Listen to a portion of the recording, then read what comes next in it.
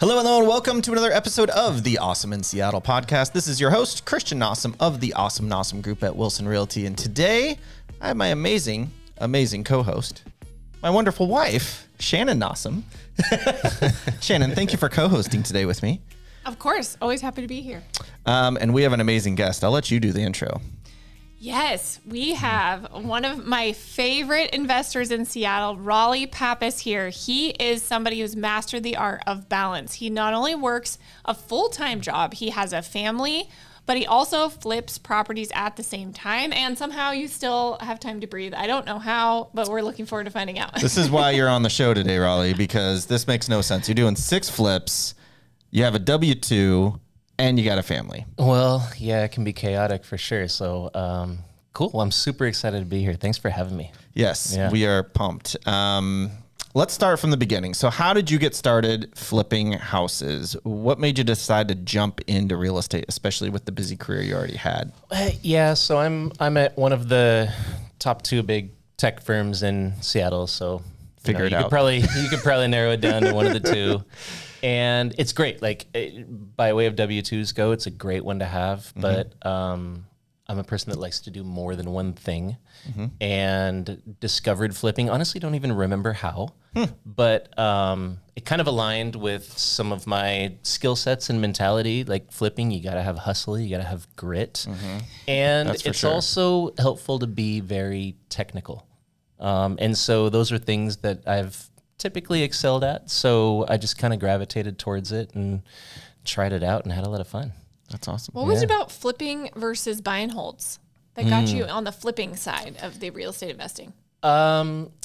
It was kind of a trial thing. I actually initially wanted to get into buy and holds. That was my original plan, was to be a buy and hold investor, kind of BRRRR type thing. And actually my first property was a buy and hold, and I got into it, turned it into a duplex, did all of the work myself. Wow. I was the GC, I was the architect, I was the electrician, the plumber, and this was a studs out deal. It was my first deal. Oh my gosh. I got in way over my head. Yeah.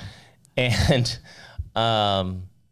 ultimately finished the project. It turned out great and ran out of money. And I couldn't do another one. Yeah. And so this is a very common theme in real estate. Well, especially in Seattle, right? Yes. It's a really Exactly. expensive market here. Yeah. So yeah, that first one really set me up well for flips though, because by doing everything myself, my hourly rate probably came out to only like, I don't know, $15, $20 an hour, even though I added substantial equity to my house. But what I really got out of it was an education. Yeah. And set me up really well to flip in the future. Yeah. Threw you straight into the fire there with that one. Yeah. Wow. Yeah. It worked out though. So I still own that place today. Wow. That's awesome. Yeah. So how did you go from that, running out of money, to now having 6 full-on flips going, or dadu builds, or whatever you got going on, 6 projects happening at the same exact time? Yeah. Well, part of it was the power of partnerships. A lot of people saw what I was doing. They saw what the place looked like before we started.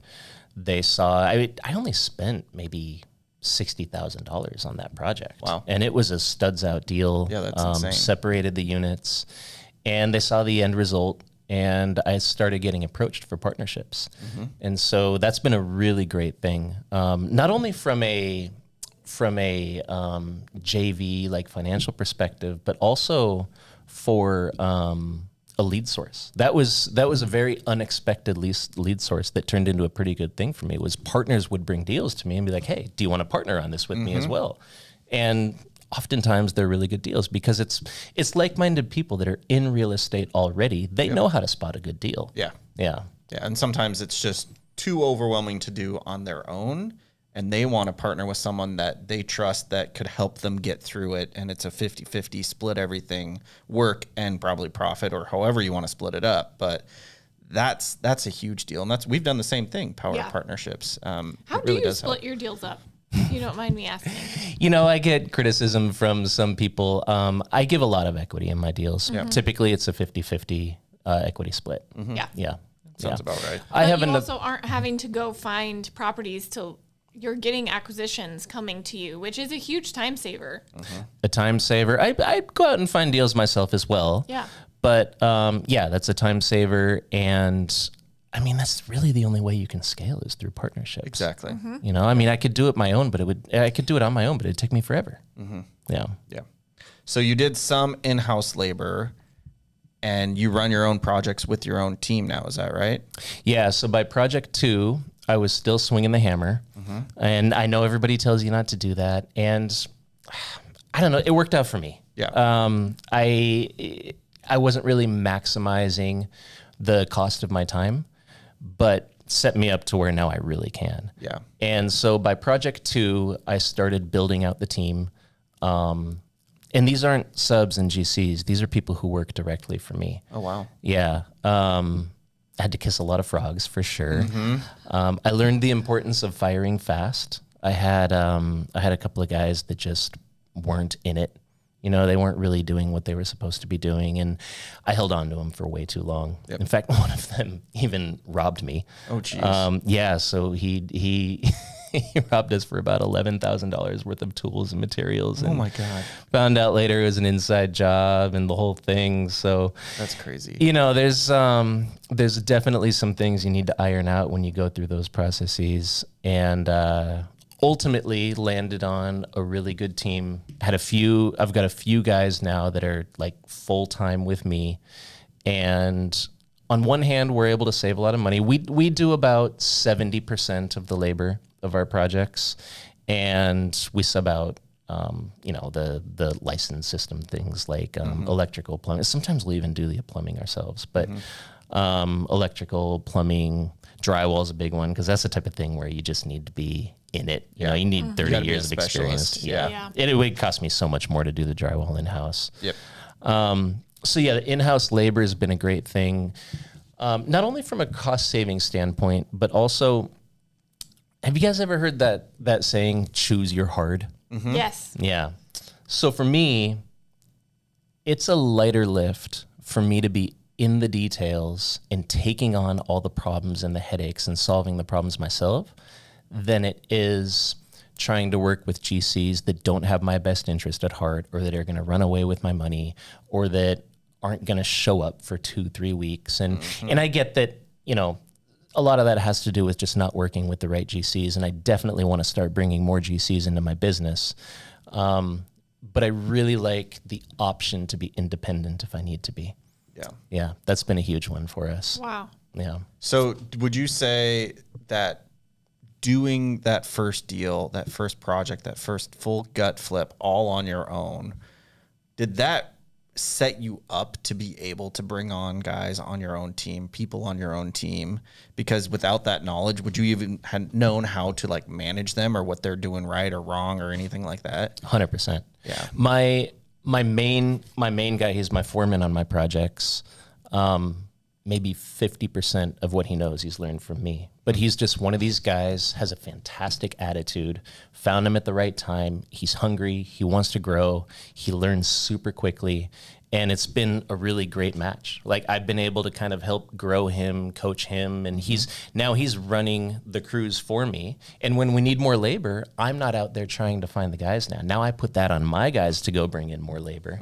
And so we've got, 3-4 guys that are with us all the time. But sometimes, like when we've got 3 flips going at once, we need to bring in more people too. And my guys have the next day, they've got 1, 2, 3 guys, whatever we need. That's awesome. Yeah. Oh my gosh. So when you did this first project, how did you learn all this about construction? Do you have any kind of background before this? Yeah. Okay. So when I was a child, I was placing foundations. So yeah, Whoa. I've got, it's in my blood for sure. Okay. Worked with my grandfather doing that. And then out of school, my first 2 years in my career, I worked for a GC. Oh, Yeah. got it. Okay. Yeah. So you had some background in it. You know what I didn't have was the technical knowledge of like the install technical knowledge. I got the project management piece from my first 2 years of my career. Yeah. Which is a huge piece of it. Helped a lot. Yeah. Definitely helped a lot. Yeah. That's awesome. Yeah. Well, that's so impressive what you've been able to build Yeah. and structure. I feel like it's really unique. I don't Yes. hear that a lot. I talk to a lot of Exactly. investors, and most of them just, like you said, go through the headache of having GCs and the change orders, the miscommunications, the lack of sticking to the timeline. And I think you're right in that both are hard and yours has more control. Yeah, control is important to me for sure. It just seems harder to me to try to deal with the personality problems than the technical problems. And we're all different. Like we all have different skill sets, right? Totally. Yeah. So when you're doing these projects, I've heard that you pull your own permits and you get all that set up yourself. Can you tell me about that a little bit? Yeah, that's another one that I think may have been a little controversial with some people. A lot of people disagree with my approach on that. But it comes back again to the control. Like I'm a firm believer that as an investor and as the flipper, I need to own the plan. It's my plan. I shouldn't be dependent on a sub or a GC or an architect to put my plan together for me. Like I need to be putting those pieces together. And the permitting portion is such an important part of that. That can make or break your deal. There's a saying, time is the killer of all deals. It gets really important to be able to move fast. And so I love the idea of being able to hand my plan over to an architect, have that person put my plan together in a way that I know will be approved quickly. But architects are motivated by different things that we as investors are. Like as an investor, what I care about is being compliant and moving fast. Yep. Architects are undeniably more knowledgeable in architecture than I am, for sure. Yeah. But they tend to want to demonstrate that knowledge in the plan set that they put together. And oftentimes you'll get tons of unnecessary notes that end up overwhelming the city. And what I'm really focused on is pushing that permit through as quickly as possible. And another thing with the architect is they've got a little bit of liability when they're taking on your plans as well. Whereas me and the investor, I'm liable. Like even if I've got the architect taking on the liability of the plans, I'm still liable for my project. So I'm not really shoving off any liability by having an architect put that together.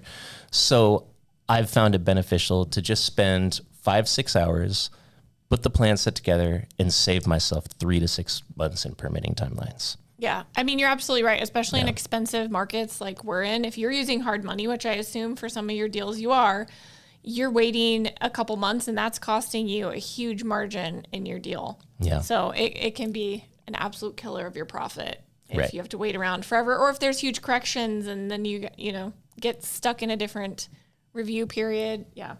So what did you do to learn the ropes of the permitting process? Because Seattle specifically is a pain in the butt to work with, can be. And there's so much nuance to it. And there's so many little tricks and stuff. How did you learn this? Yeah. Well, not just in Seattle, like the surrounding areas as well. Yeah. I would argue that Seattle is actually easier to work with than some other cities. It depends on the city that you're in. I'll start in Renton, which is where I started flipping. That's a smaller city to where you can schedule an initial submittal review with the city. And so what I did, and those were kind of some of my first projects, what I did was put my plan set together. In fact, my very first plan, I drew up in PowerPoint. Scaled it, you know what I'm talking about? Scaled the drawings out and brought that in with the city. And I just said, hey, here's my plan. I want to push this through in what's called a subject to field inspection process, which basically means that they're putting everything on the inspector to come and make sure everything's done instead of sending your plan set to the city engineer. That's where you get into trouble with timelines because the city engineer needs to run all the calcs and make sure that your plan is going to work. But anyways, scheduling that pre-submittal conference, you're in the room with the person who's going to submit your plans or who's going to review your plans, I should say. Yeah. And they're going to tell you, like, you can just ask them like, hey, is this going to work? And they're going to say, yep, that's great. Submit it. We'll turn that around in a couple of weeks. Or they'll say, ooh, no, you're actually converting part of the garage into livable space, which means that you need energy credits and this and that. And so then you get to make the decision. Well, do I want to go through this and wait? Or do I want to cut that part of my project and just push it through? Yeah. Oh my gosh, that's so smart. Because, you're not going in blind. You're getting to make informed decisions about how you want to structure your plan. Yeah, and I think people often think that permitting is this black box, and they put their plan set together and then they submit and they sit back and cross their fingers and then hope that they get approved. Well, I think that's partly due to over the last few years with the city of Seattle during COVID, it kind of was. It felt like it at least. You'd submit it and then you couldn't go in and talk to them anymore. And you'd have to, every time you wanted to chat, you had to go through their website, talk to us. They have that chat feature. Yes, yep, it was so hard. I've used and abused that. Oh yeah, totally. One thing that I'll say about Seattle that's great is that they're getting flooded with permit requests, right? I don't think they have time to talk to everybody, but they publish on their website everything that you need to know to be compliant. Yeah. So when I'm putting my plan together, I'm going on the website. They're called tip sheets, which is what they publish to their website. And I'm just going through those tip sheets. And they actually have an STFI tip sheet that you can go through, and they tell you line by line what they're looking for. And when I'm putting my plan set together, I'm just making sure that it's compliant with what they're showing on the tip sheet. And I'm keeping my drawings as simple as possible. Like, simple is better in these cases. I don't want to overwhelm the city. I just want to show them what the existing space was, what my proposed is. And in the tip sheets, they're telling me exactly what's important to them. And I'm calling that out explicitly on the plans. It's super smart. I mean, it's really not hard. It's almost like the tip sheet is the playbook. They're telling you exactly what they want to see. Exactly. Yeah. So just learn the rules of the game. Yeah.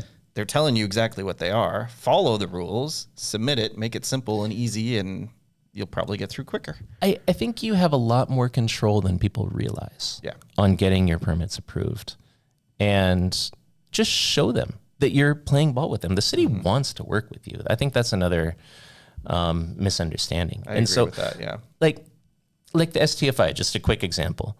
They don't want to see any load-bearing beams that are longer than 14 feet.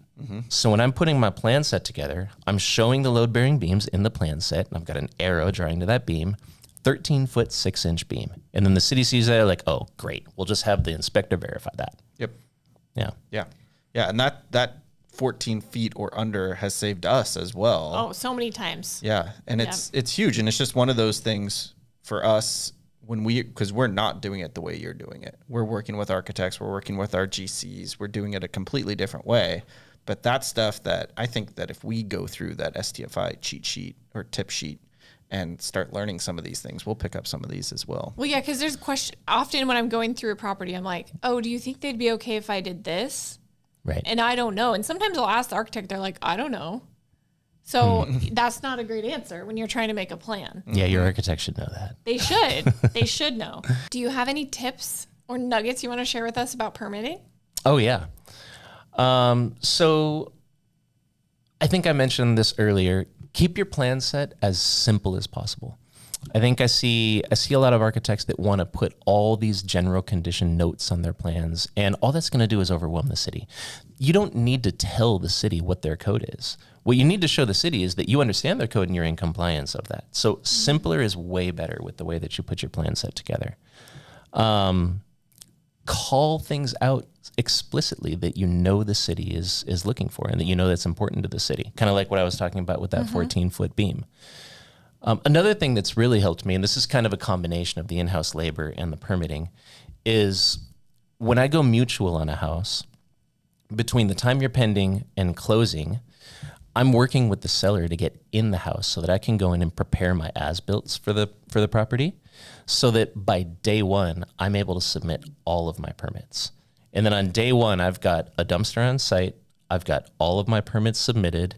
The STFIs usually take 2 to 3 weeks to turn around, but I can pull other permits just to start work. And within 12 hours, we're tearing that place apart. And so take advantage of that pending timeline to put your plan together. If you're going to use GCs, bring GCs through the house while you're pending as well. How do you like to create your as-builts?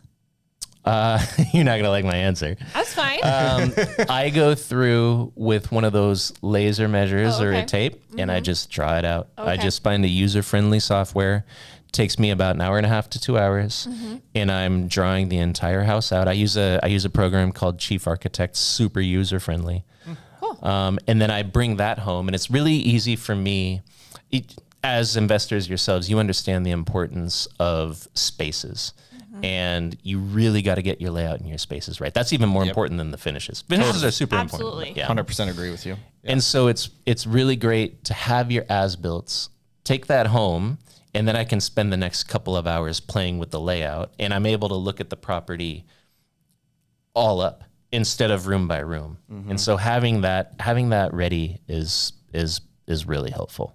That's a super great tip. Yeah. You just used a new app to do an as-built the other day. What was that called? Do you remember? Don't remember. QB something or other. And I basically went through, like I was doing a video, and as I'm doing it, it's mapping, and you can see like the... Cool. Oh yeah, I've heard of that. Yeah, so I just did that through the entire house, and then within 6 hours, so then you upload it. Within 6 hours, they send it back completely done. So it's not like instant. They actually review it and add, this is a bedroom, this is a closet, this is a bathroom, here's the shower. Like, have you tested it? Cool. How accurate is that? I haven't. So I went through and did it on a house, but I haven't like double checked it because it was, again, this was actually before we even made an offer on the house. I just wanted to get the layout so I could try and play around with it. So I haven't double checked the actual measurements yet, but interesting. I'm really curious to see how that's going to work. It could be a big time saver if it actually is accurate. Well, so I mean, me putting these as-builds together, like I said, take me probably an hour to an hour and a half. So yeah. And I think if you want to do like the first one was free. It was like 6 hours. And then if you want to do it faster or usually get that 6 hour thing, I think it was like $25 or something like that. It's like, that's so cheap. Your time is worth way more than $25. 100%. And even like if I were to have an architect put my plan together, if I had the confidence that they would be able to push my plans through and get it approved in that STFI, I would gladly pay what they're charging. Yes. But I don't want to lose the time and the control. Yeah. So makes sense. Yeah. The only other, I guess, tip that I could bring up is houses can be classified as a substantial alteration. And I think there's a misnomer there that substantial alteration means plan review. Substantial alteration does not mean plan review.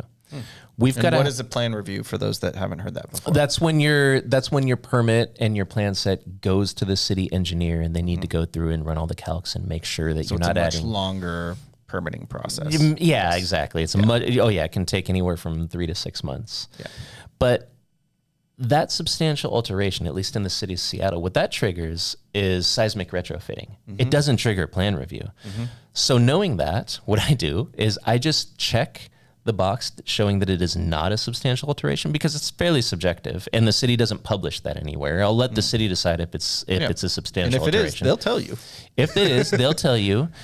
But I also know it probably will be a substantial alteration, so I'm already submitting my seismic retrofit details with my plan set. Smart. So that I'm not losing time going back to my engineer after the city bounces it back to me. And then if they say it's not, do you still go forward with the seismic retrofit or no? Yeah, but at this point, I've got a pretty good idea of what will or won't be required for a seismic retrofit. But if I didn't know, I would still do it. It's cheap insurance. Yeah. Yeah. Yeah. And it's time is money. Absolutely. Yeah. Yeah. So I know that you are a big fan of dormers. How do you use them in your flips? And well, first off, what is a dormer? Let's explain that first. A dormer is where you're taking attic space where you have a roof line of your house and converting it into livable space. So it's almost like taking the roof line that's normal, like a triangle. Yep. And you're moving one side more flat, not totally flat, but you're or ripping it out. up. You're ripping out that portion of the roof and building a room in it. Yep, exactly. Yeah. So that's a dormer. So how do you use them in flips, and why are they such a powerful tool? Well, I'll start with why they're powerful, which is back to what we were talking about earlier, the importance of good spaces. Sometimes, well, I'll use an example of a project I have right now. I have a primary suite on a 3rd floor that is maybe 14 by 11 feet. And which is not a huge bedroom, but not a tiny one either, but it's on the smaller-ish, medium-ish size. Yeah, I mean, I'd say for the neighborhood, I'd probably classify it as a medium-sized room. Yeah. But now I got to figure out how to cram a closet and a bathroom in there. And so that would have really tightened those spaces way too much. But I've got this roof line right next to me that I can just push out into, which we did, and we turned that into a bathroom. So now I've got a 120 square foot bathroom, Nice. 14 by 11 room, and this massive 6-foot walk-in closet. Wow. Wow. So not only did we improve the spaces significantly, but we're able to do so. It cost me about $100 per foot to build a dormer. But in the neighborhoods I'm working in, we're trading it anywhere between $500 and $700 a foot by the time we sell. So that's a great ROI. Yeah. That's, a 5X plus ROI. And so not only are you adding value to the place by the spaces that you're adding, but you're also adding square footage to the house, which also adds value to the house. Totally. Yeah. So it's a great tool. Yeah, especially for a primary, because primaries and kitchens sell homes. Absolutely. So you're getting even more bang for your buck Yeah. if you're adding a primary suite to a house Totally. that wouldn't have had it. So Totally. amazing. Yeah. Super smart. And you don't have to expand the footprint of the house. You're just going with what's already there. You're just popping it up. Oh yeah, it'd probably cost me double if I had to expand the footprint. Yeah. To add the same Well, and amount of the square time. footage. And the time. How long Yeah. was the permit time to get a dormer? This one that we're doing was included in the STFI. Wow. Yeah. Oh my gosh. Yeah. So you can get a dormer approved in an STFI permit as long as it's under 200 square feet. Oh, okay. Yeah. Couple other things. You can't just take an attic that doesn't have any livable square feet on that floor anyways and just pop the top and call it a dormer. That's really a third story addition, right? Yep. Another thing to look out for with the dormers in getting fast permit approvals is you're adding load to the house now that you need to trace down all the way down to the basement. And To the foundation. to the foundation, exactly. Yep. And oftentimes in Seattle, we have these basements with beams supporting the whole house. Well, if you're adding load to those beams in the basement, you're automatically going to be triggered to plan review. So one thing that I would suggest if you're going to try to get a dormer approved quickly, build your load paths out so that you're missing those beams and you're tracing your load directly down to the foundation instead of resting on those beams. So if you're on And call that out in your plan. Yeah, Call exactly. it out, say no beams are carrying additional load so that the city sees that you're not adding that load, that then you don't go to plan review. That is huge. Yeah. This is, I think, probably the biggest tip for anyone that wants to build a dormer. This is insane that you even figured this out. So congrats. Well done. Super smart. Because I never heard anyone else say this before. Yeah. But basically what he's saying, to dumb it down for myself, Oh, really? Just for me? Dumb it down for me. is you're taking the second story or maybe even third story dormer that you added. You're taking the load that is like the weight that is holding up the new roof structure. Exactly. You're taking that all the way down, straight down to the foundation versus piggybacking or going on top of the current foundation or current load beam from the floor below. Yep. And that's how you get away with, you not get away, but that's how you get the city's around. telling you can do exactly. this. Yeah, which makes sense though. You're not from a building. You're not gaming the system. No. You're just working with the city. And it makes sense from a structural point of view as well, Right. because you don't want to add that extra weight to something that wasn't built for that originally sometimes. Well, and oftentimes it's just fine. Like those beams can handle that load, but the city's engineer now needs to make sure. Yeah. And that's time. Yeah. So Yeah. don't do that. Just go straight all the way down to the foundation from that second or third story and don't worry about it. You're good. Yeah. How much time do you think that saved you in permitting to go that route? At least 3, if not 6 months. Oh my gosh. Per time you do it. Incredible. Yeah. Yeah. Speaking of working with the city, part of being your own GC and part of working with your permits is inspections. Tell me Yes. about how you navigate those. That's another big misunderstanding. The inspector is not the enemy.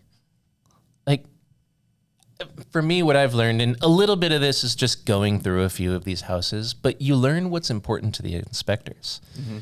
And just make sure that you're either meeting or exceeding what they're looking for. And so that's what I'll give you an example. When you're doing your fire blocking, and you know what I'm talking about, those aerosol cans with that orange foam that comes out. Basically, when you're running your electrical, your plumbing, you have penetrations in all of your studs and your floor plates. All of those need to be sealed with fire blocking, especially if it's a vertical penetration. Horizontal penetrations need to be sealed every 10 feet. Well, what I'm doing with my teams is I'm having them seal every single penetration, not just every 10 feet.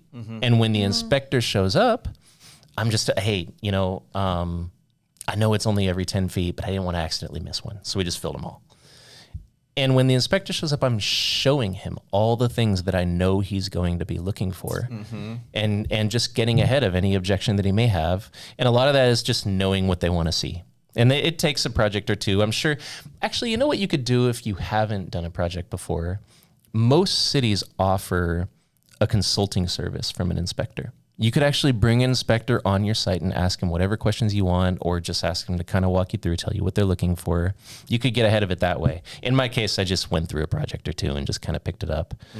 But what I've learned is, like I said earlier, these inspectors are not your enemies. They want your project to be successful just as much as you do. Know it's important to them. Be compliant. Exceed what they're looking for. And they're going to remember that. There was a city that I was flipping in. I don't want to say which city because I plan on continuing to flip in that city. But the inspector showed up and he was like, "Oh, it's you, Rawley. Hey." I said, "Hey." I'm sitting outside with my permit and my plan set. And he says, "Is it good?" I said, "Yeah, it's good. Why don't you come take a look?" He goes, "No, you're good." And signed it and walked back to his car. Wow. Yeah. Yeah. Because they know. Yeah. They know that you're totally compliant with what they want to see. Well, and what I'm hearing here again, I'm hearing the same thing over and over. Understand the rule book, understand the playbook, understand what the game is, what the rules of the game are, and just abide by them. And do it a little bit more than maybe they necessarily need or want to see, and make it simple for them, and you'll get through permitting quicker. Totally. That fire blocking example that I gave cost me an extra $7 in material and maybe another $20 in labor. Totally worth it to fly past the inspection. Exactly. And it's also safer. Totally. The house is better for it. Exactly. Yeah. Like if it's that cheap to do, why not just do it? Yeah. The only other thing I'll say about knowing the playbook is sometimes, in my case, I haven't come across this yet, but sometimes it may make sense to go into plan review. Maybe you need to make such a substantial alteration and you're chasing this much higher ARV that it's worth the holding time and the costs and all that. But I'd much rather go into that with my eyes wide open than to be surprised by it. Totally. That's what I was going to say. You can't properly underwrite if you're not sure which category you're going to be in. It's such a different holding cost. Yeah. All right. So what's next for you? What else are you going to do? You got your 6 projects going on right now. How do you plan to scale? Well, you know, partnerships, that's been a really big one for me. I've been very fortunate where I have some fantastic partners, and I want to continue to do a ton of stuff with those partners.